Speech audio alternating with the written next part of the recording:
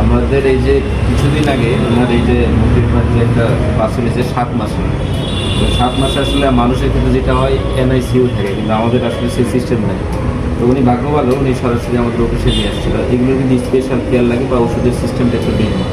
তো উনি হাসপাতালে আনার পরে আমরা চেষ্টা করছি যে ওনার বাচ্চাটাকে একদম একজ্যাক্ট ট্রিটমেন্ট দেওয়ার জন্য, যার কারণে আজকে 13 দিন বয়স এবং বাচ্চাটা কিন্তু এখন খাওয়া দাওয়া করে মানে হাঁটাহাঁটি করতেছে, অনেক ভালো, ঠিক না? হ্যাঁ, সবাই এখন এমনি নর্মালি খেতে পারে। নর্মাল খেতে পারে। সেই যে আপনি একটা এই বাছুরটা যে 7 মাসে আপনি জানতেন না যে বাছুর হয়ে গেছে? না, মনেই ছিল না যে বুঝে পারি যে গান যাই হোক, আপনি যে হাসপাতাল আনছেন, আমরা আশা করি যে আমরা আপনাদের পাশে আছি। এই যে আপনি আসছেন, আপনি যে বাচ্চাটা এখন এই অবস্থা, তো খুশি করি। অবশ্যই খুশি।